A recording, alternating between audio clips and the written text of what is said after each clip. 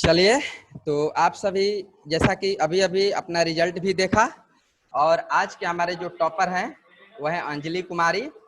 तो उन्हीं का डिटेल्स हम लिए हैं और अपना सोल्यूशन क्लास हम लोग स्टार्ट करते हैं, है ना। तो फर्स्ट ऑफ ऑल यहाँ पे देख रहे होंगे आप लोग कि सबसे पहला हमारा जो क्वेश्चन है ये कि बहुत ही इंपॉर्टेंट क्वेश्चन है कि 4 पोल वाले वेव बाउंड जनरेटर, जनित्र को जनरेटर बोलते हैं, है ना। ये सब वर्ड पे थोड़ा सा जो हिंदी वर्ड है ना उस पे पकड़ना है, उस पे पकड़ करना है, क्योंकि अगर हिंदी में आप सिलेक्ट करेंगे एग्जाम को तो हिंदी में तो टफ ही रहता है ना। टेक्निकल लैंग्वेज जो होता है हिंदी में अगर देखेंगे तो काफ़ी टफ होता है, इसलिए मिला जुला करके आप लोग को दिए हैं। तो ये हमारा 4 पोल वाले जो वाउंड वेव वाउंड जनरेटर जो है उसके आर्मेचर में समानांतर पथों की संख्या कितनी होती है। ठीक है, आर्मेचर वाइंडिंग आप लोग दो टाइप के पढ़े होंगे, सर पढ़ाए भी होंगे, लैप और वेव, है ना। तो वेव वाइंडिंग में पूछ रहा है हमारा, जबकि पोल की संख्या 4 है, तो एक लाइन में आप लोग याद रखेंगे पोल की संख्या चाहे कितना भी हो, अगर हमारा जनरेटर वेव वाउंड है तो उसमें सिर्फ और सिर्फ समानांतर पथों की संख्या जो होती है सिर्फ 2 होती है ना। वेव वाउंड में हमारा समानांतर पाथों की संख्या जो होती है सिर्फ और सिर्फ 2 होती है। लेकिन अगर यहीं लैप वाइंडिंग में पूछेगा, लैप वाइंडिंग में समानांतर पथों की संख्या, तो उसके लिए जो हमारा होता है कि पोल की संख्या के बराबर होता है ना। पोल की संख्या के बराबर होता है लैप वाइंडिंग में। ठीक है, पी बराबर वहां क्या लिखते हैं, ए, या ए बराबर पी। लेकिन वेव वाउंड में क्या होता है, वेव वाउंड में सिर्फ और सिर्फ 2 ही पैरेलल पाथ की संख्या होती है। ठीक है, बढ़ते हैं अगले सवाल की तरफ। और अगला जो हमारा सवाल है बाबू, अगला सवाल है कि कंपनसेटिंग वाइंडिंग का कार्य क्या होता है, कंपनसेटिंग वाइंडिंग का इस्तेमाल हम लोग क्यों करते हैं। ठीक है ना। तो देखिए कंपनसेटिंग वाइंडिंग में हमारा बहुत सारा इसका वर्क है ना, इम्पोर्टेंट्स है। लेकिन इसमें सबसे जो मेन इसका वर्क क्या है कि हमारा जो आर्मेचर रिएक्शन होता है ना, आर्मेचर रिएक्शन के प्रभाव को डीमैग्नेटाइज करना है। क्या करना, आर्मेचर रिएक्शन के विचुंबकन प्रभाव को न्यूट्रलाइज करना, उदासीन करना, है ना। यानी कि अंग्रेजी में अगर बोलेंगे तो हमारा जो आर्मेचर रिएक्शन होता है उसके प्रभाव को विचुंबकित करना या डीमैग्नेटाइज करना। ठीक है, तो हमारा राइट आंसर क्या होगा, आर्मेचर प्रतिक्रिया के विचुंबकन प्रभाव, इसको क्या करता है, ये न्यूट्रलाइज करता है, उदासीन करता है। ये बहुत ही इंपॉर्टेंट क्वेश्चन है। अगला क्वेश्चन जो हमारा है बाबू कि डीसी जनित्र के फील्ड पोल्स बने होते हैं। हमारा जो डीसी जनरेटर है उसमें जो फील्ड पोल होता है, फील्ड पोल वो किस मटेरियल का बना हुआ रहता है, ये बहुत ही इंपॉर्टेंट क्वेश्चन है। ठीक है ना। तो ये बिल्कुल राइट आंसर है अंजलि कुमारी का, ये कास्ट स्टील का होता है। किसका होता है, कास्ट स्टील का। बढ़ते हैं अगले सवाल की तरफ। और हमारा अगला जो सवाल है कि हिस्टेरेसिस लॉस का मान घटाने के लिए इलेक्ट्रिकल मशीनों की यानी विद्युतिक मशीनों की कोर सामान्यता बनाई जाती है। देखिए जितने भी हमारे इलेक्ट्रिकल मशीन्स है ना, उनमें क्या करते हैं कि हिस्टेरेसिस लॉस को हिंदी में क्या बोलते हैं, शैथिल्य हानि। क्या बोलते हैं, शैथिल्य हानि। तो हिस्टेरेसिस लॉस को घटाने के लिए हम लोग जो मशीन में जो कोर इस्तेमाल करते हैं, है ना, वो हमारा जो कोर होता है किसका होता है बाबू, तो सिलिकॉन स्टील का, है ना। सिलिकॉन स्टील का हमारा जो कोर होता है वो होता है सिलिकॉन स्टील का। बिल्कुल आप लोग ध्यान देंगे और वीडियो भी आप लोग देखेंगे, है ना, सॉल्यूशन क्लास का। नेक्स्ट हमारा जो क्वेश्चन है कि अधिकतम क्षमता के ट्रांसफार्मर की ताम्र क्षति। 1-2 क्वेश्चन मैंने सिलेक्ट कर दिया है फर्स्ट ईयर से, कोई दिक्कत नहीं है, ये सब जानना भी चाहिए। तो नेक्स्ट हमारा जो क्वेश्चन है अधिकतम क्षमता के ट्रांसफार्मर की ताम्र क्षति। ताम्र क्षति मतलब कॉपर लॉस, है ना। कॉपर लॉस हमारा जो है 1000 वाट है, तो लॉस क्षति क्या होगी। देखिए ट्रांसफार्मर की इफिशियंसी यानी दक्षता वो मैक्सिमम किस कंडीशन में होगा, वो मैक्सिमम किस कंडीशन में होता है बाबू, तो जब हमारा आयरन लॉस और कॉपर लॉस दोनों जब इक्वल हो जाता है यानी कि बराबर हो जाता है, उस कंडीशन में हमारा ट्रांसफार्मर का जो इफिशियंसी होता है वो बहुत ज्यादा होता है, यानी कि मैक्सिमम होता है, अधिकतम। तो जाहिर सी बात है कि हमारा कॉपर लॉस जो है 1000 वाट है, तो हमारा आयरन लॉस भी क्या होगा, 1000 वाट होगा। क्योंकि मैक्सिमम इफिशियंसी के लिए ट्रांसफार्मर का क्या होना चाहिए, आयरन लॉस और कॉपर लॉस दोनों इक्वल होना चाहिए। थोड़ा सा यहाँ से देखना चाहेंगे कि सभी लोग म्यूट हैं, लेकिन एक लोग शायद हैं अनम्यूट हैं। ठीक है, जो भी है कोई दिक्कत नहीं, अच्छी बात है। अभी तक तो कोई दिक्कत परेशानी नहीं है ना?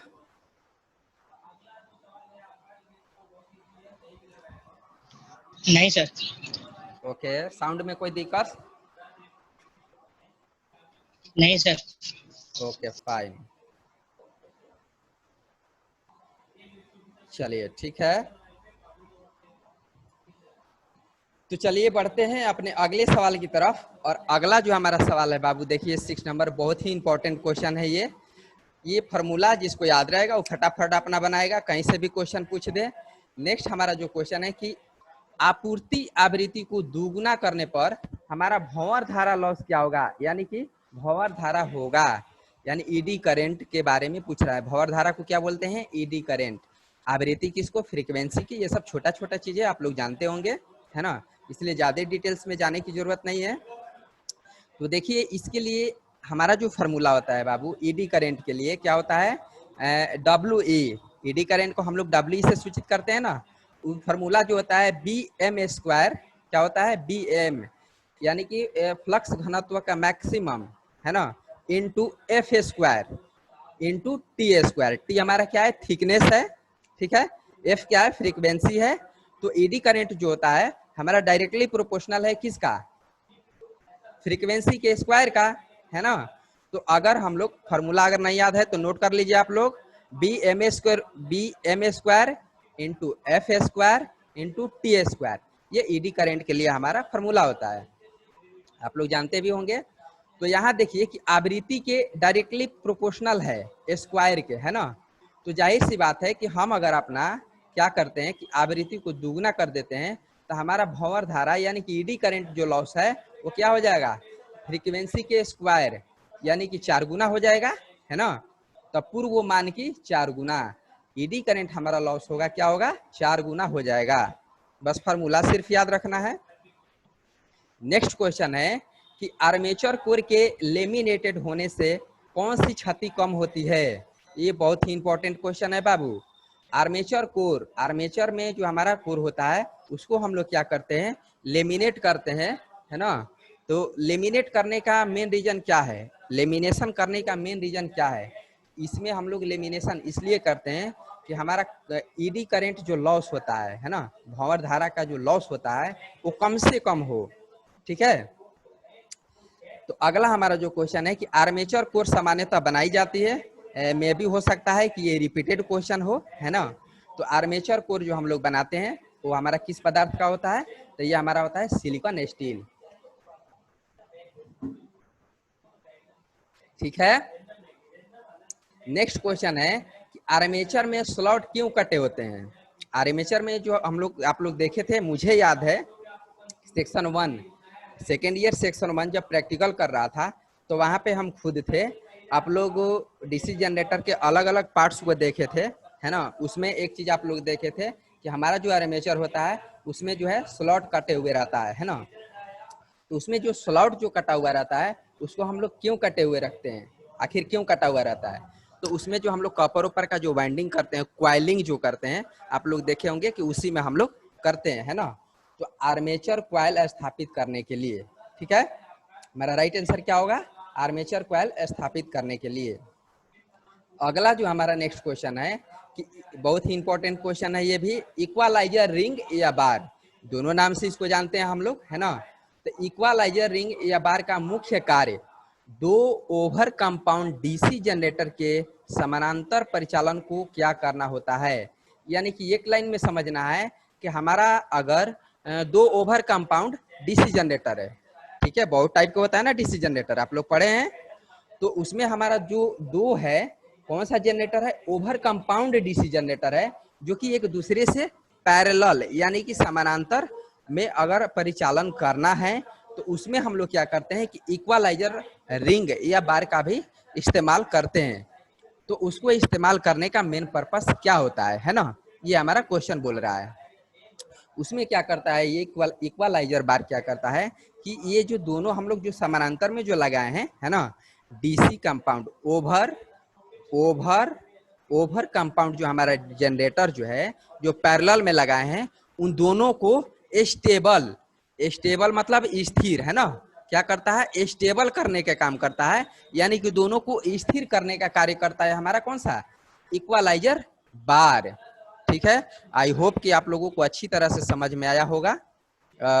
आज हो सकता है कि मेरा साउंड पता नहीं, अब पहला दिन है तो आप लोग ठीक है, अच्छी बात है। बहुत अच्छा आवाज आ रहा है sir. Okay okay fine fine, ठीक है। तो अगले सवाल की तरफ बढ़ते हैं। अगला जो हमारा सवाल है कि इंटरपोल का कार्य क्या होता है ना। इंटरपोल जो हम लोग इस्तेमाल करते हैं बाबू, देखिए इंटरपोल जो कि बहुत ही इंपॉर्टेंट है, ये इसका बहुत सारा वर्क है हमारे डीसी जनरेटर में जो है, इसका बहुत सारा वर्क है। सबसे पहला तो इसका वर्क ये है कि ये क्या करता है कि हमारा जो आर्मेचर रिएक्शन होता है, ठीक है ना, आर्मेचर आर्मेचर रिएक्शन के प्रभाव को भी ये न्यूट्रलाइज करता है। न्यूट्रलाइज मतलब उदासीन, न्यूट्रलाइज मतलब उदासीन है ना। आर्मेचर रिएक्शन जो होता है उसको भी खत्म करता है, एक लाइन में समझेंगे। फिर स्पार्किंग को भी ये खत्म करता है, हमारा जो स्पार्क होता है स्पार्किंग होता है उसके प्रभाव को भी ये खत्म करता है ना। तो इस तरह से इसका हम आप लोगों को ऑप्शन में 3-4 दिए होंगे जो कि आप लोग देखे भी होंगे है ना। तो इसलिए हमारा जो इसका राइट आंसर होगा उपरोक्त सभी हो जाएगा। बढ़ते हैं अगले सवाल की तरफ कि इंटरपोल को सामान्यतः कहाँ संयोजित किया जाता है। हमारा जो इंटरपोल होता है उसको हम लोग कहाँ स्थापित करते हैं, उसको कहाँ सर्किट में जोड़ते हैं है ना। तो ये हमारा जो होता है फील्ड वाइंडिंग क्षेत्र वेष्ठन। देखिए बाबू बार बार बोल रहे हैं आप लोगों को, या पहले भी अगर हम क्लास लिए हैं जैसे कि ज्यादातर लिए हैं सेक्शन 1 सेकेंड ईयर सेक्शन 1 में ही लिए हैं, तो वहां पे बार बार आप लोगों को मैं एक चीज नोटिस कराए होंगे कि हिंदी वर्ड को भी पकड़ना है, हिंदी के साथ साथ अंग्रेजी एकदम पैरेलल चलते रहना है। क्योंकि अंग्रेजी में जब हिंदी में जब क्वेश्चन आएगा तो वहां पे कंफ्यूजन नहीं होना है। क्योंकि इतना तो आप लोग जानते हैं क्षेत्र वेष्टन करने का मतलब हमारा फील्ड वाइंडिंग है ना। तो इंटरपोल को हम लोग कहाँ जोड़ते हैं, कहाँ संयोजित करते हैं, तो ये फील्ड वाइंडिंग जो हमारा होता है उसके श्रेणी क्रम यानी सीरीज में है ना। इंटरपोल को हम लोग कहाँ जोड़ते हैं, से फील्ड वाइंडिंग के सीरीज में। बढ़ते हैं अगले सवाल की तरफ। इलेक्ट्रोप्लेटिंग में कौन सा जनरेटर यूज किया जाता है। ये देखिए हमारा इलेक्ट्रोप्लेटिंग में हमारा जो होता है ये डीसी शंट जनरेटर का यूज करता है बाबू है ना, डीसी शंट जनरेटर का यूज करते हैं। और एक चीज आप लोग और ध्यान रखेंगे कि ये जितने भी आप लोग देख रहे हैं ऑटोमोबाइल्स कहने का मतलब क्या है कि आप लोग ये गाड़ी घोड़ा जितने भी देख रहे हैं रोडों पर है ना, जो हमारे गाड़ी घोड़ा जो चलता है रोड पे, उन सब में जितने भी बैटरी जो हम लोग इस्तेमाल करते हैं, ठीक है ना, तो उसमें हम लोग क्या करते हैं कि मैक्सिमम जो है हमारा डीसी शंट जनरेटर का ही इस्तेमाल हम लोग करते हैं। ठीक है, डीसी शंट जनरेटर का ही इस्तेमाल हम लोग करते हैं। ठीक है, तो इसको भी याद रखना है। बढ़ते हैं अगले सवाल की तरफ। और अगला जो हमारा सवाल है इंस्ट्रूमेंट ट्रांसफार्मर। ठीक है, छूट गया क्या क्वेश्चन इधर, नहीं ठीक है। इंस्ट्रूमेंट ट्रांसफार्मर थोड़ा ध्यान से सुनेंगे इसको। ये जरूरी नहीं है कि आप लोग सिर्फ ITI पास करने के लिए, भाई कॉम्पिटिटिव का भी तो एग्जाम देना है ना। तो इंस्ट्रूमेंट ट्रांसफार्मर हमारा जो होता है बाबू 2 टाइप के होता है। पहला हमारा जो होता है CT और दूसरा होता है PT है ना। अब डिटेल्स ज्यादा नहीं जाएंगे, बस इतना ही बता करके आगे बढ़ते हैं। तो CT यानी कि करंट ट्रांसफार्मर, PT यानी पोटेंशियल ट्रांसफार्मर। ठीक है, तो ये हमारा 2 टाइप के होता है इंस्ट्रूमेंट ट्रांसफार्मर। बढ़ते हैं अगले सवाल की तरफ कि एक 2 किलोवाट है ना, 2 किलोवाट 200 वोल्ट डीसी जनरेटर किसी भार को धारा आपूर्ति करेगा। ठीक है, हमारे पास जो है 2 किलोवाट का डीसी जनरेटर है, ठीक है ना, 200 वोल्ट हमारा सप्लाई है। तो करंट जो है कितना आपूर्ति करेगा, तो सिंपल है एकदम, बिल्कुल ही सिंपल है। इसको क्या करेंगे हम, आई बराबर निकाल सकते हैं डायरेक्ट W बटा V से, है ना, W बटा V से निकाल सकते हैं। ध्यान से सुनेंगे, आई बराबर क्या हमारा फॉर्मूला हो जाएगा, W बटा V, है ना। तो ये हमारा W का मान दिया हुआ है कितना, 2 किलोवाट, यानी कि 2000, 2 के मतलब 30, है ना। तो 2000 बट्टा में 200, इसको कैलकुलेट करेंगे हम, तो हमारा आएगा कितना, 10 एम्पियर, है ना। तो राइट आंसर हमारा क्या होगा, 10 एम्पियर। बढ़ते हैं अगले सवाल की तरफ। और अगला जो हमारा सवाल है कि एम्पलीफायर की तुलना में ट्रांसफार्मर, यानी कि एक लाइन में समझेंगे कि एम्पलीफायर और ट्रांसफार्मर में अगर तुलना किया जाए तो हमारा जो ट्रांसफार्मर होता है वो क्या नहीं कर सकता है जो कि हमारा एम्पलीफायर कर सकता है, ठीक है। ये बहुत ही इंपॉर्टेंट क्वेश्चन है, ये बार बार पूछता है। इसमें देखिए क्या होता है, सिंपल एकदम समझेंगे कि इसमें देखिए एम्पलीफायर के माध्यम से हम लोग क्या करते हैं कि अपने आउटपुट में, है ना, एम्पलीफायर के माध्यम से आउटपुट में अपने पावर को कम बेसी कर सकते हैं, है ना। आउटपुट में जो हम लोग पावर लेते हैं उसको हम लोग कम बेसी कर सकते हैं, लेकिन ट्रांसफार्मर जो हमारा होता है बाबू, उसमें पावर को सिर्फ ट्रांसफर करते हैं, ठीक है ना, उसमें क्या करते हैं, ट्रांसफर करते हैं। तो आउटपुट में पावर को नहीं बढ़ा सकते हैं, ठीक है। तो ये डिफरेंस है हमारा एम्पलीफायर और ट्रांसफार्मर में। अब यहाँ पे एक और प्रश्न आता है कि ट्रांसफार्मर जो हमारा होता है सिर्फ करंट और वोल्टेज के मान को वेरी करता है, जैसा कि आप लोग जानते होंगे अच्छी तरह से, ठीक है। नेक्स्ट हमारा जो क्वेश्चन है ये भी इम्पोर्टेंट है। मात्र 4 क्वेश्चन लिए थे ट्रांसफार्मर से, क्योंकि 50 क्वेश्चन से थोड़ा कम हो रहा था, तो सोचे कि अगला हमारा जो क्वेश्चन है कि ऑटो ट्रांसफार्मर का एडवांटेज क्या है ना। एडवांटेज मतलब लाभ क्या है। तो देखिए ऑटो ट्रांसफार्मर का क्या क्या एडवांटेज है, आप लोगों को ऐसा ही हम बता देते हैं। तो देखिए सबसे पहले तो इसमें क्या होता है कि आप लोग जानते होंगे कि इसमें कॉपर का बचत होता है ना। कॉपर का बचत होने का मेन रीजन क्या है कि इसमें हमारा जो वाइंडिंग होता है वो सिर्फ एक ही होता है।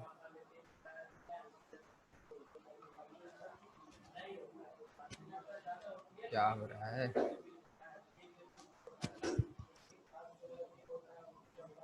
ठीक है ना। तो इसमें हम लोग जो वाइंडिंग इस्तेमाल करते हैं वो सिर्फ एक ही वाइंडिंग होता है। तो एक ही वाइंडिंग होने के कारण क्या होता है, हमारा कॉपर का भी बचत होता है। उसमें प्राइमरी और सेकेंडरी, ध्यान से सुनेंगे, प्राइमरी और सेकेंडरी वाइंडिंग जो होता है हमारा एक ही में रहता है, लेकिन हम लोग क्या करते हैं कि उसको टेपिंग कर देते हैं। उसमें जो है हम लोग टेपिंग करते हैं। टेपिंग करने से क्या होता है कि उसमें टेपिंग हम लोग इसलिए करते हैं कि हम लोग वोल्टेज को क्या करते हैं, घटा बढ़ा सकते हैं, है ना। वोल्टेज को कम बेसी कर सकते हैं, यानी कि वैरी कर सकते हैं आवश्यकता अनुसार। टेपिंग को घटा बढ़ा करके हम लोग क्या करते हैं, वोल्टेज को कम बेसी ले सकते हैं, है ना। इसलिए हम लोग उसमें टेपिंग करते हैं। तो ये सब एडवांटेज है जो कि हमारा ऑटो ट्रांसफार्मर का। बढ़ते हैं अगले सवाल की तरफ। और अगला हमारा जो सवाल है बहुत ही इंपॉर्टेंट है कि किस प्रकार का जनरेटर यानी जनित्र सभी लोडों पर अचर वोल्टेज आउटपुट देता है ना। अचर वोल्टेज माने कहने का मतलब है कि हमारा कौन सा ऐसा जनरेटर है जिसपे अगर हम लोग कितना हूँ, अगर जैसे क्या कर लोड अगर बढ़ा दें, है ना, लोड अगर कितना हूँ बढ़ा दें तो उस पर अपना कोई प्रभाव नहीं पड़ेगा। वो अपना एक लेवल में जो है अपना आउटपुट में वोल्टेज देते रहेगा, है ना। तो ये बहुत ही इंपॉर्टेंट क्वेश्चन है। ये हमारा होता है लेवल कंपाउंड जनरेटर जनित्र, लेवल कंपाउंड जनित्र। याद रखना है, नाम से ही स्पष्ट है और नाम में ही आंसर है, ठीक है, लेवल कंपाउंड जनित्र। बढ़ते हैं अगले सवाल की तरफ। और अगला जो हमारा सवाल है बाबू आज का, ये देखिए ये बहुत ही इंपॉर्टेंट क्वेश्चन है कि किस प्रकार का डीसी जनरेटर वेल्डिंग जनित्र सेट के लिए प्रयोग किया जाता है। यानी कि हम लोग, आप लोग देखे होंगे कहीं भी वेल्डिंग वगैरह जो करता है वहाँ पे जो जनरेटर यूज करता है ना, वेल्डिंग सेट, जहाँ पर वेल्डिंग वगैरह किया जाता है गाड़ी घोड़ा या मेटल वोटल का कोई पार्ट्स को बड़ा बड़ा आप लोग देखे होंगे, तो उसमें जो जनरेटर यूज होता है वो कौन सा जनरेटर होता है, तो देखिए इसमें ऑप्शन में इस तरह से डाल दिए थे कि आप लोगों को कोई कंफ्यूजन ना हो। तो ये हमारा होता है बाबू, इसका राइट आंसर होगा डीसी अंतर संयुक्त। अब देखिए थोड़ा हिंदी कितना टफ है ना, लेकिन नहीं टफ नहीं है, अंतर से पढ़ना है, डिफरेंशियल है ना। डीसी अंतर संयुक्त जनित्र, यानी कि हमारा कौन सा जनरेटर होता है, DC differential compound generator, DC differential compound generator. उसको हिंदी में क्या बोलते हैं, डीसी अंतर संयुक्त, संयुक्त मतलब कंपाउंड। आई होप कि आप लोग अच्छी तरह से समझे होंगे।